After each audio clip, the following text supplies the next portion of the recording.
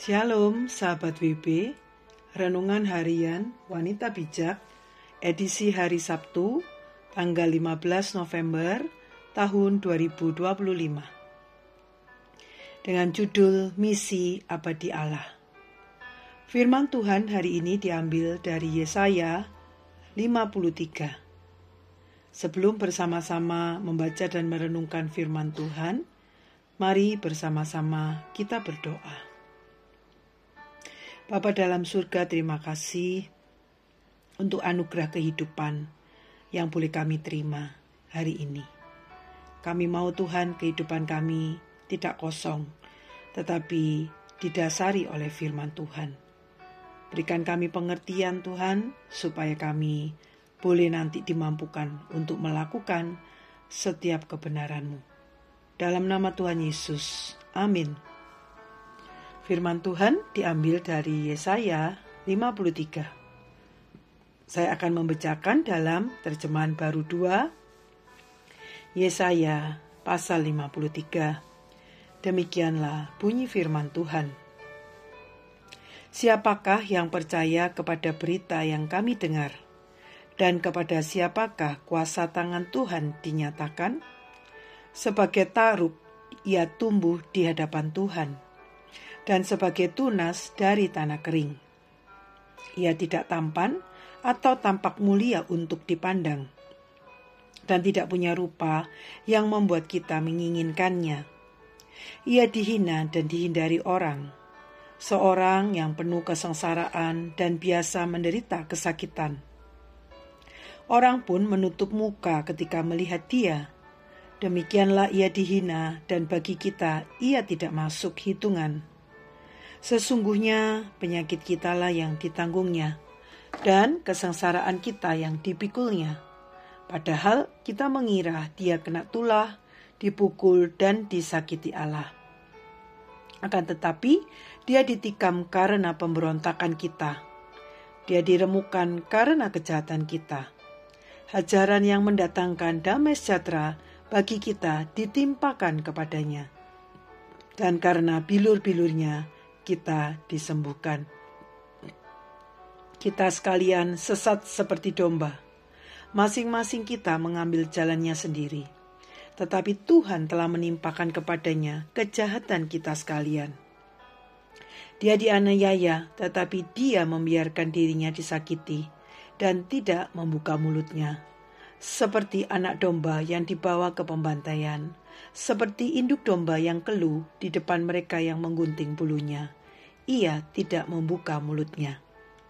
Sesudah ditahan dan dihukum, ia dikirim pergi. Siapa yang peduli akan apa yang terjadi padanya? Sungguh, ia terputus dari negeri orang-orang hidup, dan karena pemberontakan umatku, ia kena tulah. Orang menempatkan kuburnya di antara orang-orang fasik, dan makamnya di antara orang kaya. Sekalipun ia tidak berbuat kekerasan dan tipu daya tidak ada dalam mulutnya. Namun Tuhan berkehendak meremukkan dia, membuat dia sakit.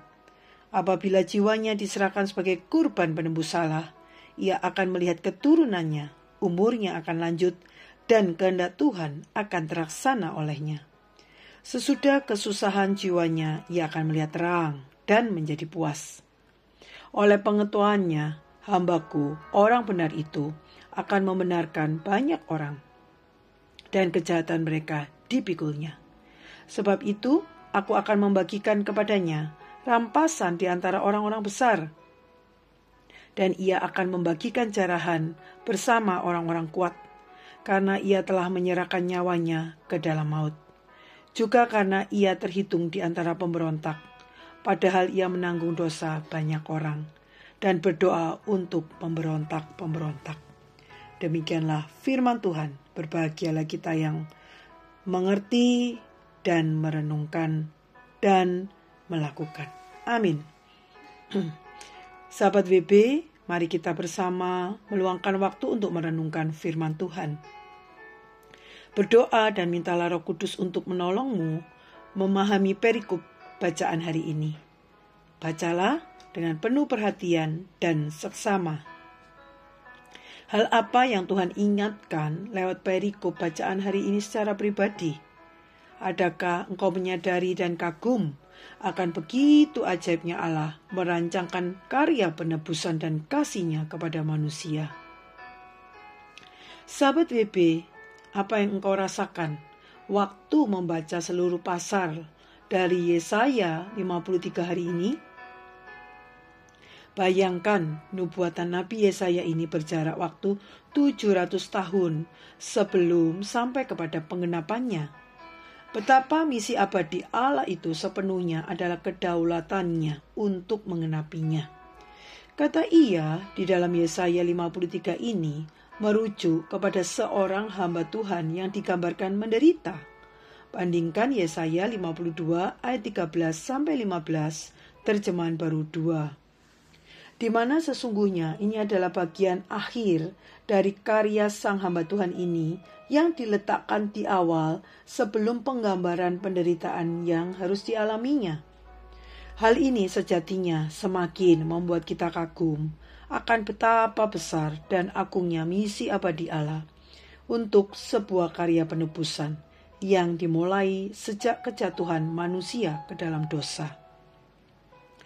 Jika kita mendengar pasal ini dibacakan saat perayaan Paskah, sesungguhnya justru perikop ini perlu sesering mungkin kita bacakan dan tujukan kepada diri kita sendiri untuk kita menolak lupa bahwa hati dan kehendak Allah sejak semula adalah sebuah karya agung penebusan, dan semua itu digenapi lewat apa yang Yesus lakukan dalam ketaatannya mati di kayu salib. Namun kematiannya bukanlah kematian jasmani, karena dia bangkit dan hidup. Hidup, kematian, kebangkitan, serta kenaikannya ke surga adalah penggenapan dari misi abadi Allah yang juga menjadi dasar iman percaya dan pengharapan kita yang tidak akan pernah gagal. Bagaimana kita menghargai hati Allah dan misi abadinya? Banyaklah mengingatkan diri kita sendiri betapa agung dan mulianya kasih dan hati Allah bagi keselamatan kita. Karena lewat itulah kita dapat dengan iman yang teguh memberitakannya kepada mereka yang belum menerima keselamatan di dalam Tuhan Yesus Kristus. Mari sahabat WB, sebelum membagikan kepada rekan dalam kelompok pemuritan berkat yang telah kita terima dan komitmen kita berdoa sekali lagi. Tuhan Yesus, terima kasih. Engkau adalah penebus kami yang hidup. Dan karya-Mu sungguh nyata Tuhan.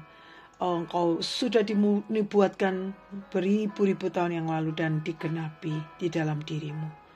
Terima kasih Tuhan, ingatkan kami terus Tuhan betapa mulia karya-Mu dalam hidup kami.